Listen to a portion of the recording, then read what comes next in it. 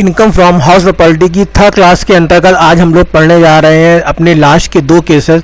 पिछले दो वीडियो में हम लोगों ने फर्स्ट वीडियो में रूल्स एंड रेगुलेशन और फॉर्मेट पढ़ा था हाउस प्रॉपर्टी कैलकुलेट करने का, और सेकंड वीडियो में हम लोगों ने 3 केसेस सॉल्व किए थे जिसमें सिंगल हाउस को लेट आउट किया जा रहा था।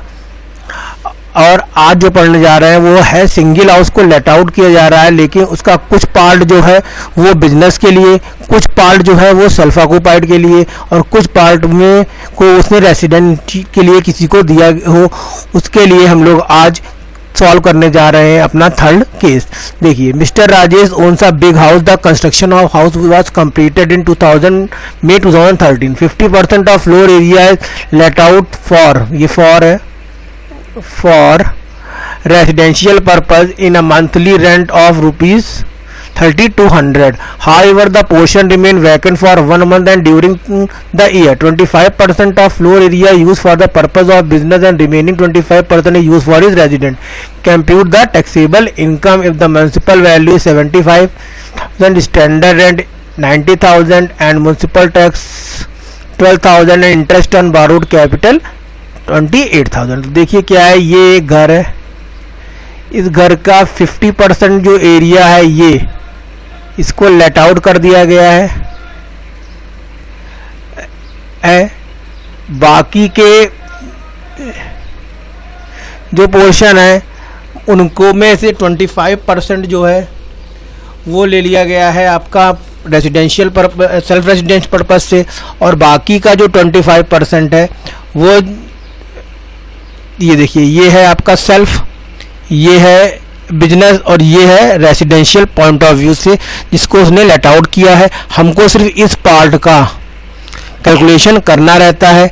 सेल्फ ऑक्यूपाइड के लिए केवल इंटरेस्ट की जरूरत पड़ती है और बिजनेस के लिए कुछ भी जरूरत नहीं पड़ती है, उसको हम लोग calculate income from house property के अंतर्गत नहीं करते हैं। अब करा क्या जाएगा, देखिए सबसे पहले तो हम लोगों ने फॉर्मेट बना लिया। लेट आउट पोर्शन 50% है, सेल्फ ऑक्यूपाइड 20% और बिजनेस के लिए भी 25% ही है। ठीक, अब ग्रॉस एनुअल वैल्यू कैसे कैलकुलेट करे जाएंगे। देखिए, पूरे घर की ग्रॉस एनुअल वैल्यू में म्युनिसिपल वैल्यू कितनी है 75, तो आधी कितनी हो जाएगी 32,500। म्युनिसिपल रेंट आधा हो जाएगा। फेयर रेंट दिया नहीं गया है। स्टैंडर्ड रेंट 90,000 है, वो भी आधा हो जाएगा, 45,000 हो जाएगा। एक्चुअल रेंट 3200 रुपये पर मंथ पे दिया गया है, लेकिन वो 1 महीने वैकेंट रहता है, इसलिए 11 महीने का रेंट होगा 35,200। अब देखिए करा क्या जाएगा, FMSA का रूल लगाया। फेयर रेंट और municipal rent which ever is more, वो आ रहा है 32,500। अब इस 32,500 और स्टैंडर्ड रेंट में विच एवर इज लेस वो आ रहा है फिर अगेन 32,500, जो कि कहलाएगा हमारा एक्सपेक्टेड रेंट। अब एक्सपेक्टेड रेंट के लिए थर्ड स्टेज पे गए। एक्सपेक्टेड रेंट और एक्चुअल रेंट में जो ज़्यादा है, तो देखिए एक्चुअल रेंट ज़्यादा हो रहा है, इसलिए ग्रॉस एनुअल वैल्यू किसके बराबर होगी, एक्चुअल रेंट के बराबर होगी, इसलिए यहाँ पर हमने ग्रॉस एनुअल वैल्यू लिख दी 35,200। पूरे घर के लिए म्युनिसिपल टैक्स कितना पे कर रहे थे हम लोग, पूरे घर के लिए म्युनिसिपल टैक्स पे कर रहे थे 12,000 रुपये टैक्स पे कर रहे थे। 12,000 का आधा ये हो जाएगा आपका 6,000 रुपये। 6,000 रुपये जो होगा ये आपका हो जाएगा म्युनिसिपल टैक्स। यहाँ पर भी नील होगा और यहाँ पर भी नील होगा, क्योंकि सेल्फ ऑक्यूपाइड और बिजनेस में म्युनिसिपल टैक्स का डिडक्शन नहीं दिया जाता है। अब आई एनुअल वैल्यू, तो एनुअल वैल्यू हो गई 29,200। Standard rent, standard deduction 30% of annual value, ये आ गया 8760। 29,200 का 30% हमने निकाल दिया है। यहाँ पर दोनों जगह नील ही डिडक्शन रहेगा। अब आते हैं इंटरेस्ट ऑन लोन। तो देखिए, इंटरेस्ट ऑन लोन के लिए पूरे घर के लिए इंटरेस्ट ऑन लोन कितना था, 28,000 था। ये 3 पार्ट में डिवाइड हो गया। एक पार्ट में 14,000 जो कि 50% के हिसाब से है, एक पार्ट में 7,000 और लास्ट पार्ट बिजनेस का है, उसके लिए भी 7,000 इस तरीके से लिया गया है। अब करा क्या जाएगा, हमको सिर्फ इसका काम है 14,000 रुपीज़ का रिडक्शन दिया जाएगा, क्योंकि 50% जो है वो लेट आउट किया गया है। 7,000 का ये जो पार्ट है ये दिया जाएगा सेल्फ ऑक्यूपाइड के लिए, और इसको लिया ही नहीं जाएगा क्योंकि ये बिजनेस पर्पज से यूज़ हो रहा है।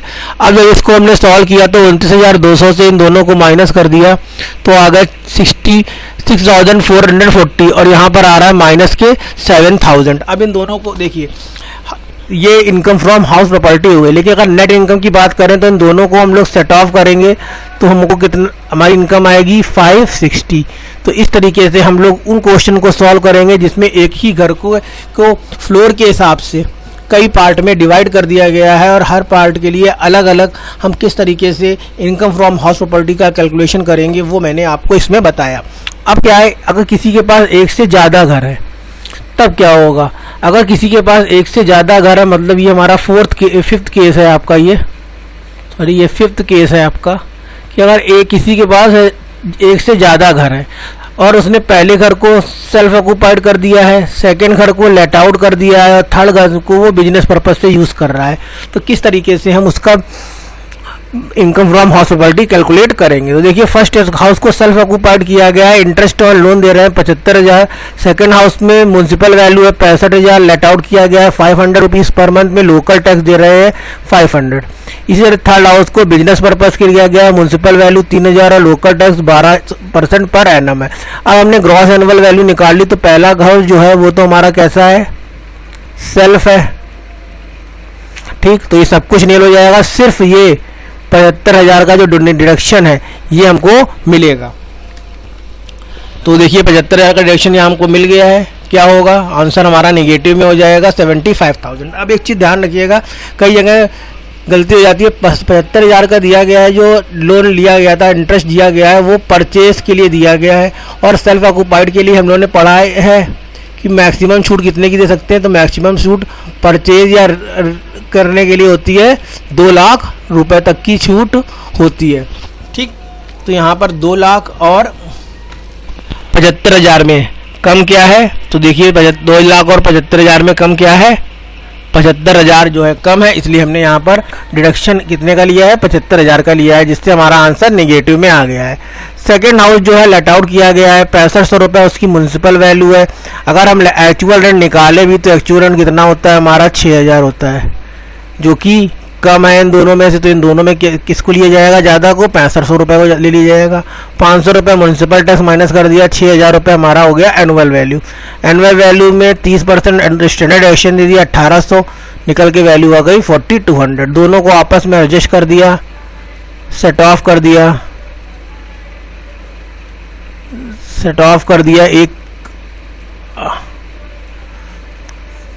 तो हमारा आ गया नेट इनकम 70,800 की नेट इनकम आ गई। तो इस तरीके से हमारे आज सारे केसेस पूरे हो गए हैं। पिछले 2 वीडियो में हम लोगों ने रूल्स एंड रेगुलेशन पढ़े थे और 3 केसेस सॉल्व किए थे हाउस प्रॉपर्टी के। इस लेक्चर में हम लोगों ने लास्ट के 2 केसेस सॉल्व कर लिए हैं। इसके अलावा कोई भी केस और नहीं पूछा जाता है, बीकॉम पॉइंट ऑफ व्यू से इतना सफिशिएंट है। आप इस चैनल को सब्सक्राइब करिए और जो भी प्रॉब्लम हो कि किसी सब्जेक्ट से रिलेटेड मुझे कमेंट बॉक्स में लिख दीजिए, मैं उस पर वीडियो बना दूंगा और अपने फ्रेंड्स के साथ इसको शेयर करिए।